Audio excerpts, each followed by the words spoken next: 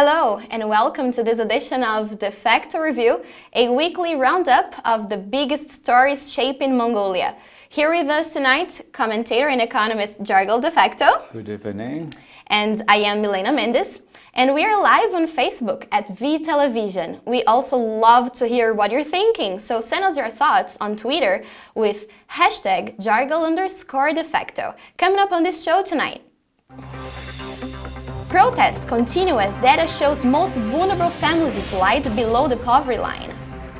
Parliament confirms cabinet, but finance minister appoints leaves the president dissatisfied. President Batulga questions whether Mongolia made the right decision in banning the death penalty. Ulaanbaatar to host Tokyo Olympic Games qualifier tournament for basketball. Poverty line keeps rising here in Mongolia. Nearly 1 in 3 Mongolians were living in poverty in 2016, according to a report released on Thursday, as 1,000 teachers prepared to hunger strike for their demand for higher wages. The report, titled Poverty Situation 2016, was released by Mongolia's National Statistic Office and the World Bank, found that the poverty rate increased by 8 percentage points from that of 2014 to hit 29.6%, Xinhua reported. It means that nearly 1 million Mongolians out of a population of 3 million people were actually living in poverty. The data comes as teachers from all 21 of Mongolia's provinces announce their hunger strike in response to government's lack of action on its demand for higher wages. The group, which includes 5 teachers from each province, says it wants government to discuss the possibility of higher pay for at least 15 days, according to GoGo News. So Jargel, many protests have been taking place, especially here in the capital in the past few months. And it seems like the government is not really listening to the teachers' claims. So what should the parliament consider doing to see the teachers in classroom rather than on the streets protesting?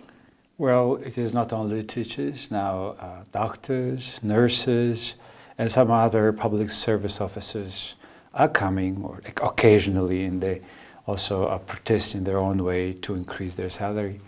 And the main reason you have been quoting the statistics about the poverty line, let me give you some lights on that.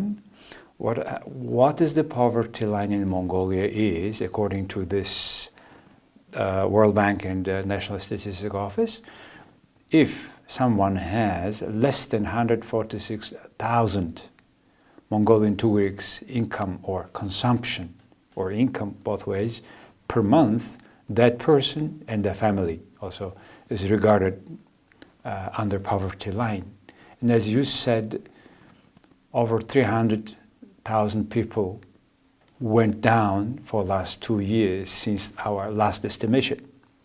It's very serious cases where the economy gained, because the economy completely depends on the mining, because the growth of economy went so slow, so people faces this sort of poverty.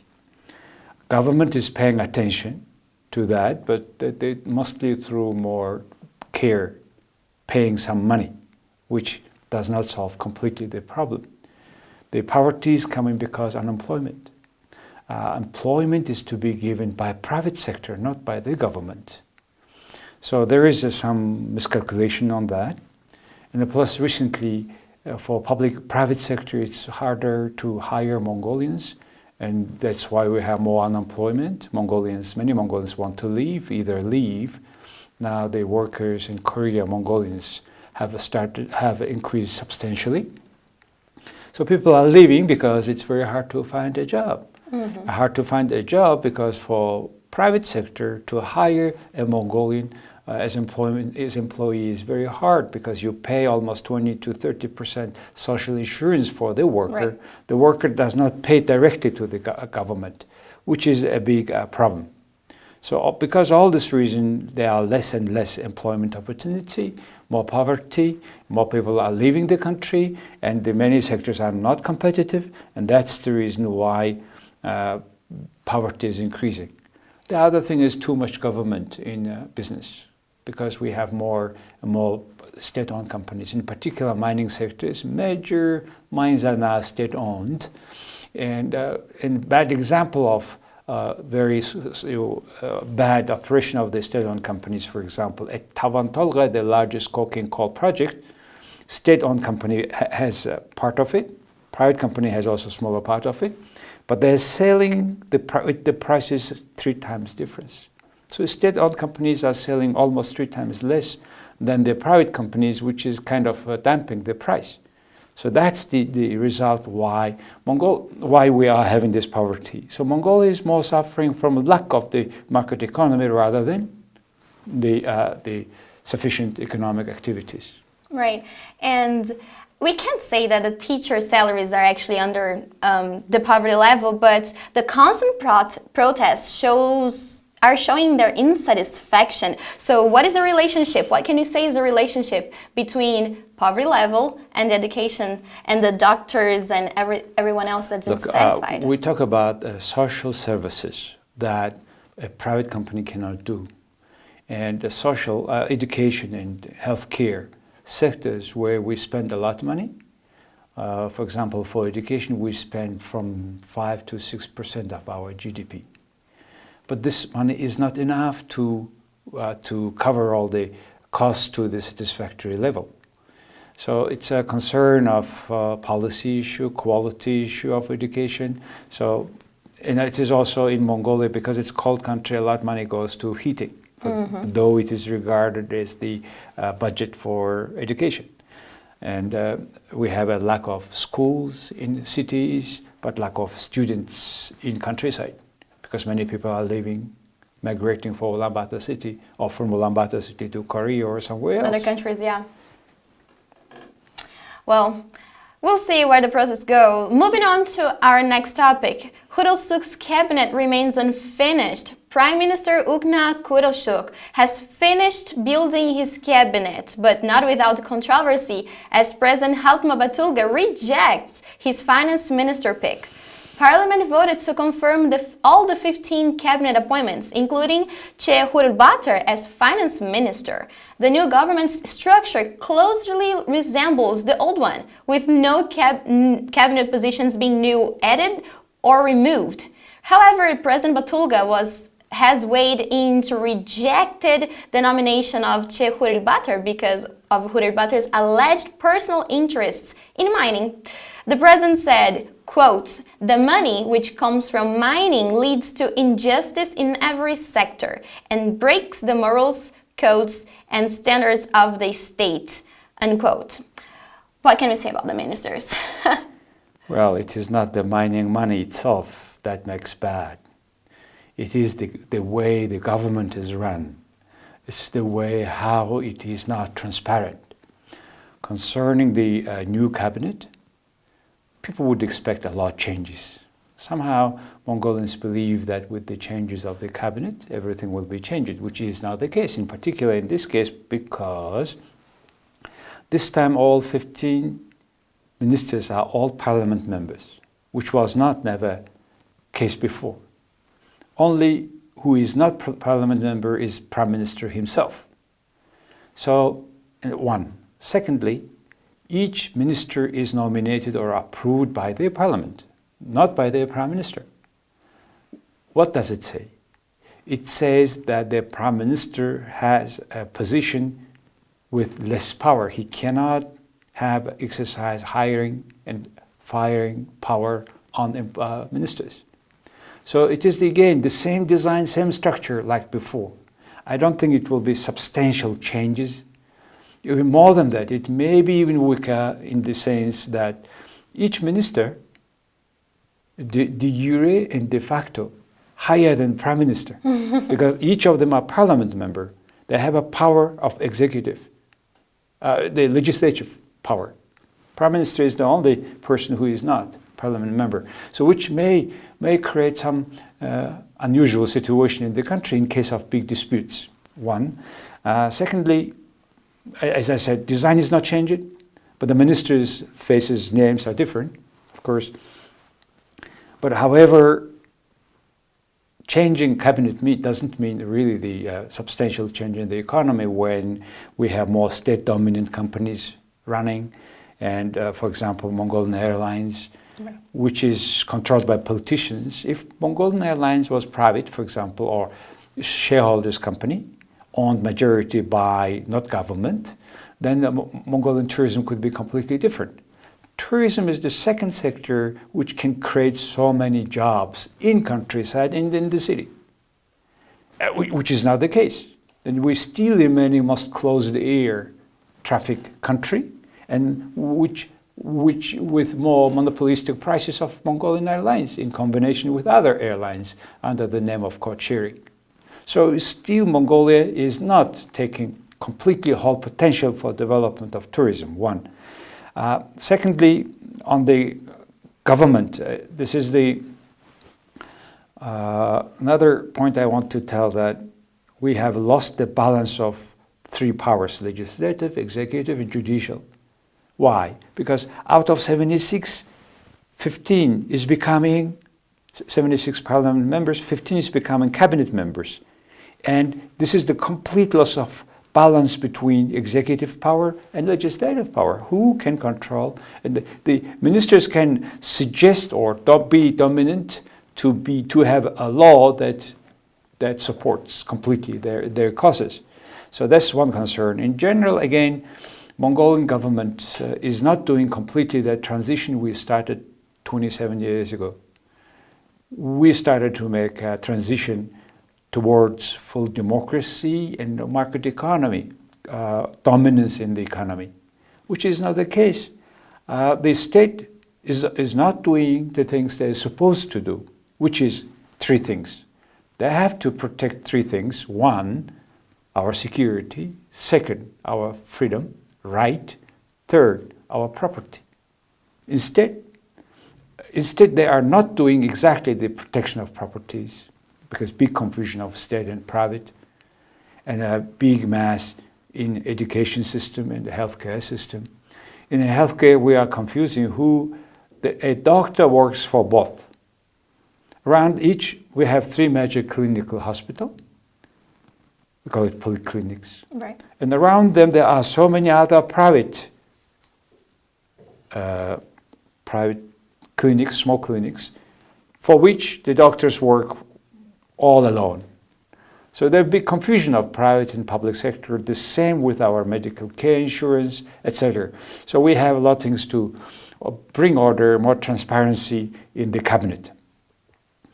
And we were expecting the state will do all the things that the private companies cannot do. Like, for example, some infrastructure, large projects. Private company cannot do it. Even if they can do it, they cannot be paid straight or on the spot when the service is delivered. So this sort of things is run by state companies, nothing more. But state is doing beyond that. And plus the level of transparency, we have always conflict of interests. And by the way, this time our cabinet members are not less poor than the previous one. It's again very wealthy people. Some has 26 companies, private companies. So we don't have enough report whether they are transferring their rights to run or the interests, private interests, to the trustee or trust fund, whatever. We don't see the proper report. We just see a report that how many percent in each company or whole company they own. So a lot of things to do in that sense. And yeah, there is a lot of things to do. So first things first, what do you think are the priorities for the cabinet right now? Priority is, again, payment of debt. And that is coming in February, in January, $500 million of Chinggis bond. And in March, $160 million samurai dim sum bond, which is in yuan, 1 billion yuan, Chinese money, raised in Hong Kong stock market. So altogether, the first quarter, they need to pay this amount of money. How they can do? Only way, like last time again. They have to, there's no other way, in order to not to announce default. They need to raise another fund, they need to sell another bond, which we expect about $700 or so million US dollar, Probably it will be with the longer term, because it should be about probably another longer term than 5 years. And of course, with higher interest rate. The last time it was around 8% we could sell our bond. Now it's to be around 9 to 10%. So basically what's happening is Mongolians are not reading off our foreign debts. We are just extending them with longer term, low bonds and higher interest rate, which does not decrease the load of budget just to pay interest rate. Along with that foreign debt, Mongolian government is issuing, again, started to issue now, domestic bond, which, okay, rate is a little bit different, 11+%. It was even 17+% competing with the commercial banks, which made commercial banks very idle. They, instead of giving a loan to the economy, they were buying the state budget. So it was kind of double traps. So that's the first priority, to pay the debt first. Second, how to deal with this poverty. How to increase or help these doctors, nurses, teachers who are demanding a higher salary. So it will require quite much diplomacy, I think, new policy, which very much limited. Very much limited. I don't think they will solve the issue issuing money or printing money, which will cause just inflation. So it is not really a situation where the new government wants to be, but it is very hard. So this is the second priority. Third, probably, well, ADB is giving 1.2 billion US dollar, including 500 million US dollars goes for diversification of the economy. I don't know how ADB is working on that regard. What is the operation cost of ADB? We don't know that. They don't report us. I wish they report us. With this cost, how much exactly Mongolian economy will be diversified? Can public watch that expenses? What is the efficiency of the money? It is still not, it is not technical grant money. It is the money we pay one day from our salary through taxes. So we want to know what's going to happen with this ADB money, with the World Bank money, about the conditions of which we have no clue. Just we have now all this on the direction. So we have to borrow money, but we want to know exactly as a public, as a civic society, and which conditions this government this time is receiving the money.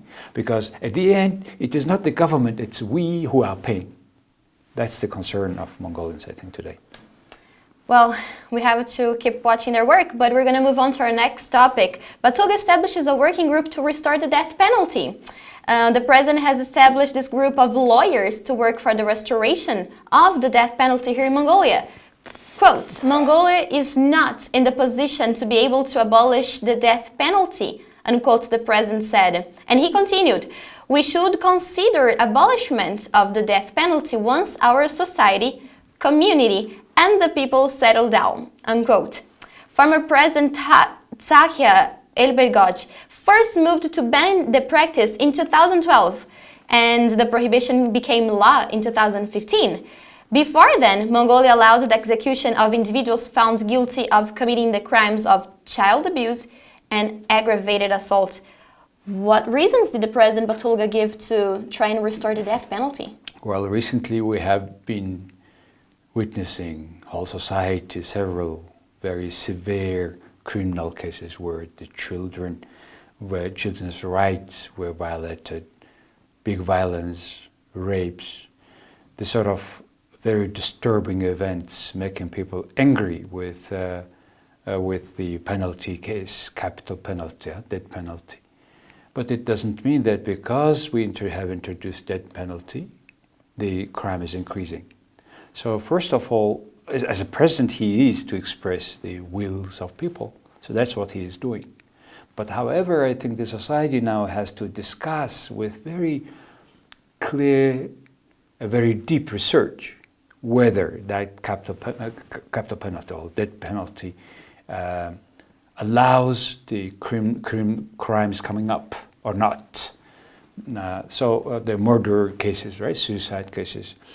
And for that, I think this society is going to discuss long time about that, and possibly with further research. But I would like to remind a case where in the US, a professor from Dartmouth College, John Lamberti, 2010, made a report on cases of differences between states. Some states have a death penalty, some have not. So in between them, they have met for 10 years, since 1973 till 1984. Then what they found out is where they have a death penalty states, they have a less crimes, or it's called killings. Killings, 5.2 for 100,000 people case, okay? 3.3 for 100,000 people. This crimes, right? The involving people death. But the states which has death penalty, there is a 5.2%. It's higher. So this is the very interesting observations. Death penalty introducing doesn't mean that there will be less crimes. That's first case. Second case, this report saying that the truck driver from Oklahoma was killed on the road, cafe or whatever he's sitting or was drinking. He was shot in Texas by a shotguns. Later on, why you shot him? Explanation was, he said, I'm tired living like this. So what happens is in Texas, this guy who is tired living in this way, whatever in his way, he's killing the truck driver so that he is killed by the law instead of killing himself. So this is two interesting studies. We Mongolians have to discuss it. And certainly we need to nationwide, very deep discussions on that issue.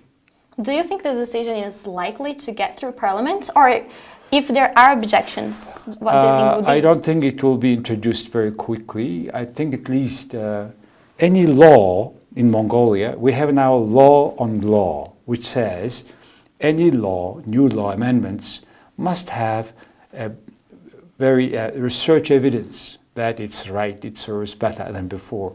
So I think the country they will have more discussions. And in my turn, I would like to have de facto debate, our debate program on this issue, whether it's right or not to abolish the death penalty. So I think it's just the beginning of, like any democratic country, we should have a larger and deeper discussions. Right, not to make any more mistakes. And our final topic tonight is about sports. The International Basketball Federation 3-on-3 Asia Cup 2017 will take place here in Ulaanbaatar from October 27th through 29th, this upcoming weekend. It is the most important 3-on-3 competition for national teams in Asia and, for the first time, Oceania.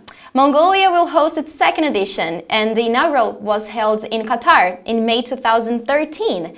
Myanmar Luvsandash, event promoted and member of Mongolian National Olympic Committee, said, quote, "We hope that hosting this event will create a path for Mongolia to become the top national 3-on-3 team in Asia in the next few years," unquote. The Mongolian women's team, the national team, won silver in the 2013 Cup, the first edition. So last July, Mongolia hosted a pre-season FIBA 3-on-3 World Tournament, which I actually was present. Brazil was actually competing, and Mongolia had 5 teams here representing the country, and it is an impressive event because definitely it's a passion for Mongolians. So given this sport is such a big passion in Mongolia, how positive is it for the country to be hosting this kind of events here? Well, I should congratulate our Olympic Committee with this sort of good attempt to be a part of bigger sport movement, Olympic movement in the world.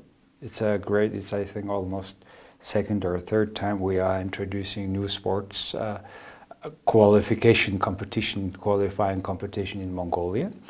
3-on-3 is you play basketball on the half of the basketball play court, and 3 person against 3. One is sitting in the reserve, so consisting of 4 persons in a team. 3 of them are competing. What's very democratic and nice about this 3-on-3 basketball is it can be mixed gender, different ages, which make more I would say democratic. This game.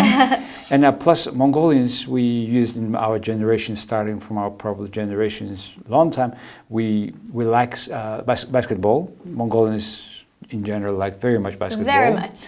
And you know what? Along with the other mostly wrestling sport, Mongolians have now more chance to go to other types of games. And by the way, we have per capita probably the largest amount of Olympic champions, in particular Olympic female wrestler champions. Right. We're happy with, but at the end, that sport I think will be compensated by this passion, will be compensated by this basketball play. And you know, frankly, I think Mongolians will have a more chance, usually with more individual play, like wrestlings, boxing. But now I think the future also is good for Mongolian tennis players, or big tennis players, and golf players. You know why golf?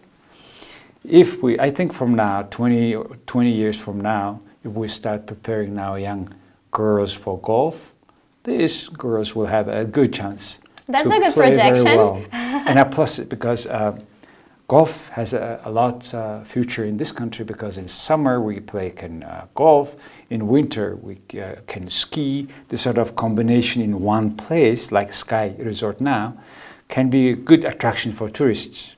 Because Southeast Asia, in winter they have less snow than us, and our summer is very good for golf. Not like in Southeast Asia where plus 40 to 50 degrees. It's almost impossible to play there. So that's what I'm dreaming about. You know?